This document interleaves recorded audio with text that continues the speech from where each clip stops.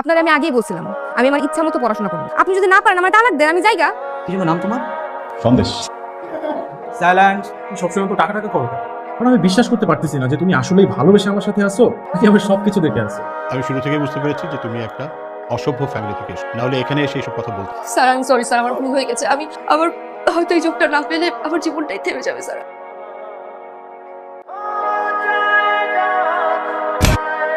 আরে ম্যাড, তুমি তো লাভ দিয়ে মরে যাবে বেঁচে, কিন্তু তোমার বাবা মা ভাই বোন তাদের কি? তারা তো সারা জীবন তোমাকে মনে রাখ, তাদের কথা তুমি একবারও ভাববে না? আমি তোমার ফ্যামিলিকে জানাবো। এই ফোন নাম্বার বলো। আমার কেউ নাই। What? তোমার মা বাবা ভাই বোন কেউ না?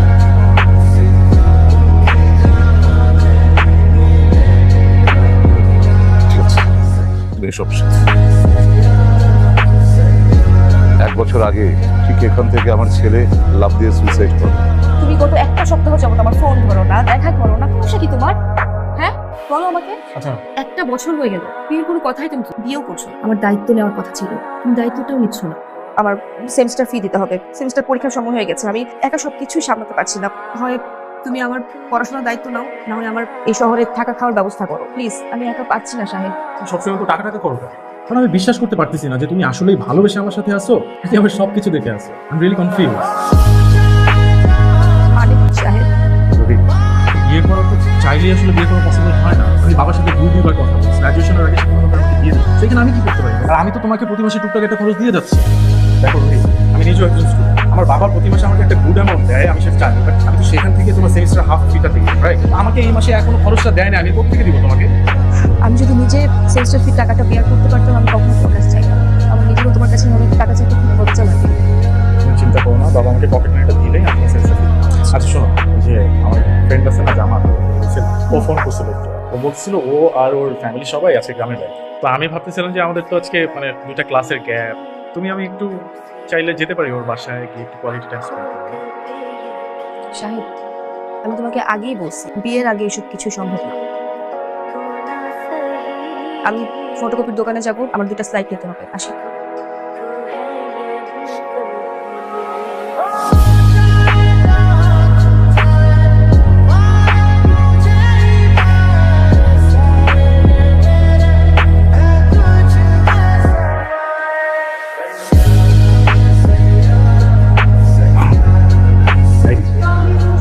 রোহিত, এখানে কি করবো? বাসে যাবো না?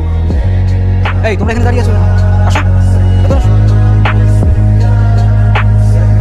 একটা খুবই গুরুত্বপূর্ণ টপিক নিয়ে আলোচনা করবো। তোমরা অবশ্যই নোট রাখবে, কেমন? তুমি জি স্যার। না না বসো। Thank you. কি যেন নাম তোমার? সন্দেশ। সাইলেন্ট। সন্দেশ, খুবই সুন্দর নাম। Thank you sir. তুমি তোমার ফ্যামিলির অনেক আদরের, তাই না? একদম কে কে আছে তোমার ফ্যামিলিতে? স্যার, ফ্যামিলিতে বাবা আছেন, আমি, দুজন। সন্দেশ, আমি তোমার পেপারস দেখেছি, তুমি গ্যাপ দিয়েছো। তুমি তো অলমোস্ট কমপ্লিট করে ফেলেছিলে, এখন আবার এখানে এসে সেকেন্ড ইয়ারে ভর্তি হলে? স্যার, খাল কেটে কুমিরের মতো মানুষেরই স্বভাব, এমন একটা স্বভাব আমারও ছিল। কুমির চলে আসে, আমার লেখাপড়াটা হয়নি, আবার শুরু করবো। Okay good. তুমি কোন কলেজে পড়তে? স্যার, ভালো কলেজ। হাওল কলেজ, তার মানে তুমি গ্রামের স্টুডেন্ট? স্যার, আমি গ্রামের ছেলে। দারুণ, মানে তোমাকে দেখি কিন্তু একদম বোঝারই উপায় নেই তুমি গ্রামের ছেলে। স্যার, আমি একদম গ্রামের ছেলে, গ্রামে জন্মেছি, গ্রামে বড় হয়েছি, ওখানে স্কুল কলেজ ইউনিভার্সিটি বছরখানিক হলো শহরে পার হয়েছে। গুড। ক্লাস, ও হচ্ছে সন্দেশ, তোমাদের সবার নতুন ক্লাসমেট, নতুন বন্ধু। যদিও ও তোমাদের একটু সিনিয়র, তারপরও আমি মনে করি তোমরা সবাই ওর সাথে ফ্রেন্ডলি থাকবে। আজকে আমরা তাহলে এখন চলে যাই আমাদের টপিকে। আজকে যে আমরা বিষয়টা নিয়ে আলোচনা করব। সাহেব তোমাকে কোনোভাবে ফোনে পাচ্ছি না। আমার আগামীকাল সেমিস্টার ফি জমা দেওয়ার লাস্ট ডেট। আমি এইবার যদি সেমিস্টার ফি জমা দিতে না পারি আমি হয়তো পরীক্ষা দিতে পারবো না, হয়তো আমাকে ভার্সিটি থেকে বের করে দিবে। তুমি প্লিজ কিছু একটা করো, আর ফি হলে আমাকে একটু কল দাও প্লিজ। স্যার প্লিজ স্যার একটা সুযোগ দেন স্যার, এবার মধ্যে শেষ সুযোগ দেন স্যার। স্যার প্লিজ স্যার একটা সুযোগ দেন। আমার বাবা খুব অসুস্থ স্যার, বাড়ি থেকে এখনো টাকা পাঠায়নি, বাবার ট্রিটমেন্টে প্রচুর টাকা লাগছে স্যার। স্যার একটু বুঝেন স্যার, স্যার প্লিজ। বিষয়টা সেমিস্টার ফি নয় রোহিত, তুমি যদি আরো লেট করো সেমিস্টার ফি দিতে তাতে কোনো সমস্যা ছিল না। ব্যাপারটা হলো তুমি একটা ফাঁকি বাজবে, ঠিক মতো লেখাপড়া করো না, ক্লাস ফাঁকি দিয়ে এদিকে ঘুরে বেড়াও। লেখাপড়াটা ঠিক মতো করো। এবারের মতো তোমার সেমিস্টার ফি সাবের কল্যাণ ট্রাস্ট থেকে অ্যাডজাস্ট করা হয়েছে, ওদের হেল্প পাওয়াতেই তুমি কিন্তু তোমার লেখাপড়াটা কন্টিনিউ করতে পারছো। হ্যালো হ্যালো, আচ্ছা তুমি ফোন ধরো না কেন? আমি একটু ব্যস্ত ছিলাম, বাসায় আছি। বিজি না? আমি তোমার বাসায় উঠতেছি। বাসায় উঠতেছো মানে? তুমি বাসায় এসো না, আমি বলতেছি ঝামেলা হয়ে যাবে, বাবা আছে। ডোন্ট। আচ্ছা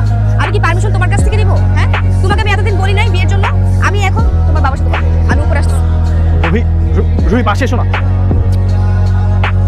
আঙ্কেল আসসালামু আলাইকুম। আচ্ছা তুমি কে? আমি রুহি, শাহিদের ফ্রেন্ড। ও আচ্ছা এসো এসো বসো। আঙ্কেল আমি আসলে বসতে আসিনি, আপনার সাথে একটু গুরুত্বপূর্ণ কথা ছিল। কি কথা বলো? আমি আসলে শাহিদের ফ্রেন্ড না, গার্লফ্রেন্ড। ও আমাকে লাস্ট 1 বছর যাবত বিয়ের কথা বলে ঘোরাচ্ছে, বিয়ে করছে না। ইভেন 7 দিন যাবত আমি তাকে কোনো ফোনে পাচ্ছি না, সে আমার সাথে দেখা করছে না, কথা বলছে না। আমি এসব কি শুনছি? বাবা করলাম, আমি সব এক্সপ্লেন করব। ওর সাথে আমার রিলেশন ছিল, এন্ড একটা পর্যায়ে গিয়ে আমি ভাবছিলাম যে ওর সাথে আমার যায়, বাট আই ওয়াজ রং বাবা। ও একটা গোল্ড ডিগার বাবা, ও টাকা পয়সার লোভী। মুখ সামলে কথা বলো তুমি। কি মুখ সামনে কথা বলছো? কি বলতে চাও তুমি? কেন আসছো আমার বাসায়? কেন আসছে বোঝো না তুমি? তুমি বিয়ের কথা বলে কেন ঘোরাচ্ছ? বাবা শি ওয়াজ ম্যারিড। আমি মানি ওর সাথে আমার রিলেশনশিপ ছিল, বাট আমি কোনোভাবেই জানতাম না বাবা রিলেশনশিপের আগে দ্যাট ও ম্যারিড ছিল। ওর হাজবেন্ডকে ডিভোর্স দিয়ে আসছে আমার কাছে, এন্ড এটা আমি জানার পরেও আমি সেটা অ্যাকসেপ্ট করিনি। তুমি আমাকে যে পকেট মানি দিতে বাবা, সেখান থেকে আমি সেমিস্টার ফি দিতাম, ওর খরচ দিতাম। এরপরেও আমার সাথে চিট করছে, আমার সাথে শেয়ার করতে চাইনি ও যে ডিভোর্সিং। শাহেদ, আমি তোমার কাছে কখনোই এটা আশা করিনি। আঙ্কেল বিশ্বাস করুন, আমি লোভী না। হ্যাঁ, আমি যা করেছি সবকিছু ওকে ভালোবেসে করেছি। আমার হাজবেন্ডের সাথে লাস্ট টাইম আমার মনে হচ্ছিল না, আমি ওকে ভালোবেসে আমার হাজবেন্ডকে আমি ডিভোর্স দিয়েছি। আমি এটা নিতে পারছি না আঙ্কেল, আমার সাথে এটা অন্যায় হচ্ছে। আমি শুরু থেকে বুঝতে পেরেছি যে তুমি একটা অসভ্য ফ্যামিলি থেকে এসো, নাহলে এখানে এসে এইসব কথা বলতে। আমি এটাও বুঝেছি যে তুমি একটা আনএডুকেটেড ফ্যামিলি থেকে। সেকেন্ডলি, তোমার এত বড় সাহস হলো কি করে? তুমি বিয়ে করেছো, তারপরে আমার ছেলের সাথে সম্পর্ক করেছো। তুমি আমাদের ফ্যামিলি সম্পর্কে জানো আমরা কি বিলং করি? কোন অ্যাঙ্গেল থেকে তোমার সম্পর্ক ভালোবাসা বা বিয়ে শাদী পর্যন্ত যাবে? আপনার কি মনে হয় ভুলটা আমার একারই? হ্যাঁ, কারণ তোমার আগে বিয়ে হয়েছে, তুমি তোমার স্বামীকে ঠকিয়েছো, প্রতারণা করেছো, এখন আমার ছেলের সাথে প্রতারণা করছো। আমি চাই না তোমার দিক থেকে আমার ছেলের সাথে কোনো প্রকার যোগাযোগ থাকে। তুমি বের হয়ে যাও। শাহেদ, তুমি কিছু বলবে না? বলবো তো, জাস্ট ওয়েট 1 মিনিট। নাও, তোমার টাকার দরকার ছিল না? সেমিস্টার ফি দরকার ছিল না? নাও টাকা নাও, তোমার সেমিস্টার ফি নাও, নিয়ে এখান থেকে যাও, বেরিয়ে যাও আমার বাসা থেকে। আর কোনোদিন আমার বাসায় আসবে না, আমার সাথে যোগাযোগ পর্যন্ত করার চেষ্টা করবে না, যাও।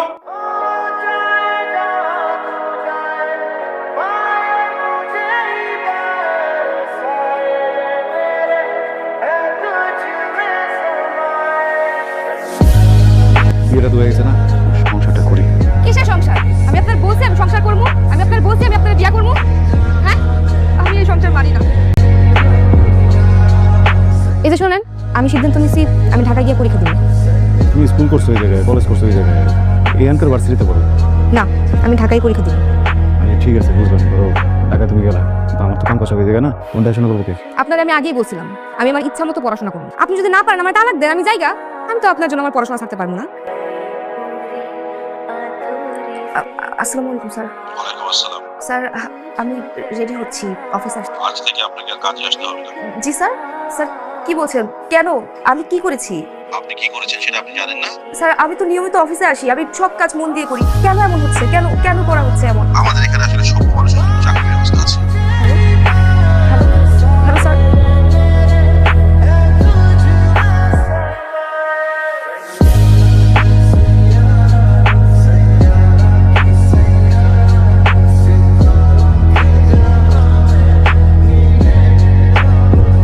তারকম আপনি কি রুহি বলছেন?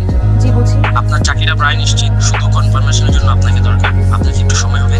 হ্যাঁ হ্যাঁ অবশ্যই। কোথায় আসতে হবে? কখন? স্যার আমার 15,000 হলি। আচ্ছা ওকে ফাইন, আমরা আপনাকে নিজ স্যালারি 15,000 দিচ্ছি, অ্যান্ড যাতায়াত খরচ এবং এভরিথিং আর সব কিছু মিলে আরো 5,000, 20,000 টাকা স্যালারি দিচ্ছি। কি বলছেন স্যার? আমার তো বিশ্বাসই হচ্ছে না। Thank you so much. আমি জবটা খুব মন দিয়ে করবো। সবই ঠিক আছে, কিন্তু একটা সমস্যা আছে এখানে। কি সমস্যা? মানে আমাদের যিনি ওনার বা আমাদের মালিক, আসলে আমরা যাকেই নিয়োগ দিই উনি ওকে করার পর আসলে আমরা ওকে করি, বিকজ অফ তো।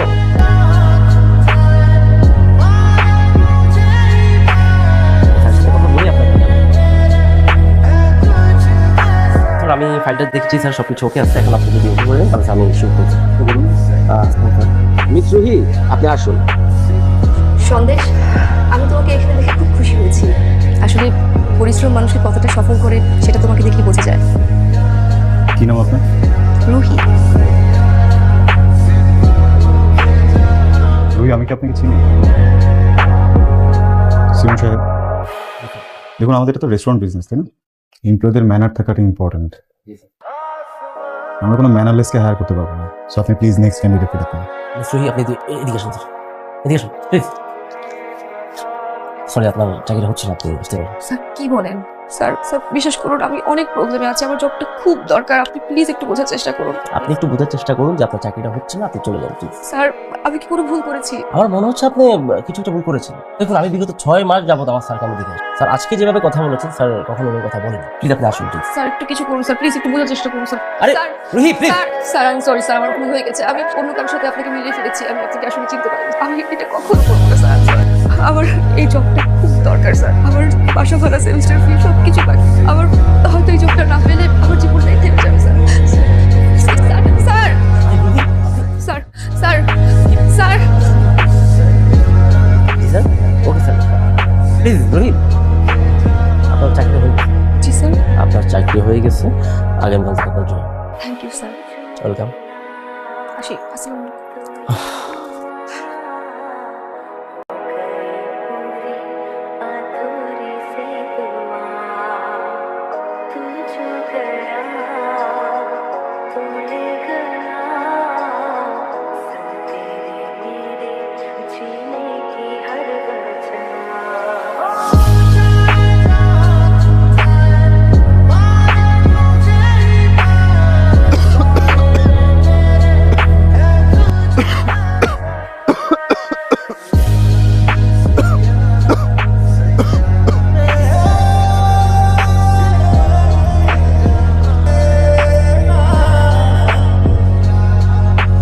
আচ্ছা রুহি, তুমি কি আমাদের স্যারকে আগে থেকেই ছিল?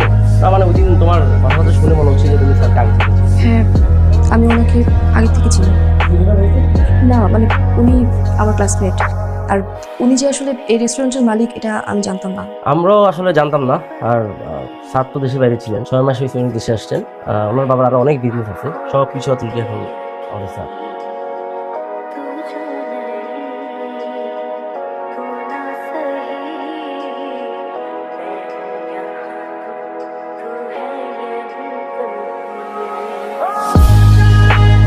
বাবা আমাদের অফিসের সবার স্যালারি, বিলসগুলো আর আদার্স খরচগুলো সব বাদ দিয়ে 27 লাখ টাকা মতো খরচ আসছে। আর এখানে কাগজ ডিপো, রেন্টাকার, রেস্টুরেন্টের সব এটা। তোর কাছে আমি হিসাব চেয়েছি। বাবা এরকম করলে তো হবে না, আমি তো একটা দায়িত্ব নিয়েছি, এই জায়গাটা কিন্তু একটু চেক করা উচিত। টাকা পয়সার বিষয়, ব্যবসার বিষয়, আচ্ছা সব বাদ দিলাম, আপনি এটা দেখলে আমার ভালো লাগবে, প্লিজ একটু চেক করে রাখবেন। সে ছেলে তার স্ত্রীর জন্য শেষ সম্বলটা বিক্রি করে দেয়, আমি তার কাছ থেকে হিসাব নেব। দেখ বাবা, তুই ছাড়া আমার আর কে আছে? আর এতদিন এগুলো সব আমি কষ্ট করে সামলেছি, এখন থেকে তুই সামলে, আমাকে তোর কোনো হিসাব দিতে হবে না, তুই তোর মতো করে চালা। আপনি খুব খারাপ মানুষ। বাবারা খারাপই হয়, খারাপ কি?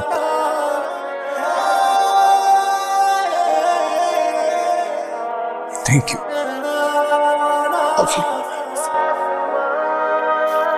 এই কাগজটার মধ্যে একটা সাইন দেবে।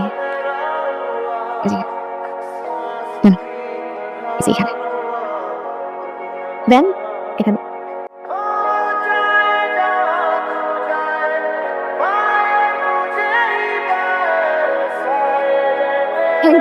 Thank you so much. আমার ছেলে, আর আমি কখনোই চাইবো না আমার ছেলের জীবনে তোমার মতো কোনো মেয়ে আসুক। আঙ্কেল, আমি অনেক বড় ভুল করেছি, সন্দেশের মতো ছেলেকে আসলে আমি দূরে ঠেলে দিয়েছি, অবহেলা করেছি, আমি কাজটা ঠিক করিনি, আমি আমার সব ভুল বুঝতে পেরেছি আঙ্কেল। আপনি আপনি প্লিজ একটু সন্দেশকে সন্দেশ সন্দেশ আমি ভুল করেছি, আমি তোমাকে ডিভোর্স দিয়ে শাহেদের কাছে গিয়েছি। আমি জানি আমি এই কথাগুলো বলার কোনো যোগ্যতা রাখি না, আমার কোনো মুখ নেই তোমার সামনে এসে দাঁড়ানোর মতো, আমাকে তোমার কোনো কিছু দিতে হবে না, পড়াশোনার জন্য কোনো খরচও দিতে হবে না, আমি শুধু চাই তোমার পাশে তোমার বউ হিসেবে স্বীকৃতি পেতে। আমাকে কি শেষবারের মতো একটা সুযোগ দেওয়া যায়? রুবি, আমার মনে হয় তোমার এখন যাওয়া উচিত, প্লিজ তুমি এখান থেকে যাও।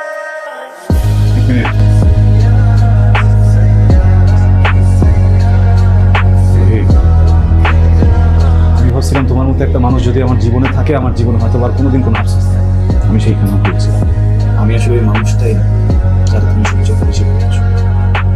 শুধু আমি কেন, যে ছেলেটার জন্য আমরা ছেড়ে গেছিল না, ওই ছেলেটাও ওই মানুষটা। আমি জানি তুমি কি তোমার ভালোবাসা জিনিস আর কোনোদিন নিজের চেহারাটা আমরা দেখো।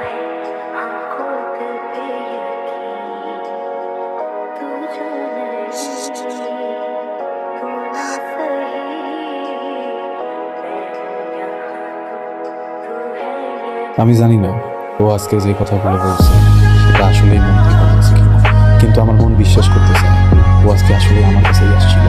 আমার মন বিশ্বাস করতে চায় ও আমার টাকাকে আমার এই ভালোবাসছিল। হয়তো বা দেরি করে ফেলছে, কিন্তু নিজের ভুলটা বুঝতে পারছে।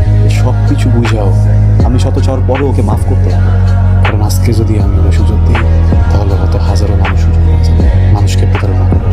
পৃথিবীতে সব কিছুর মান কোনোদিন প্রতারণা না।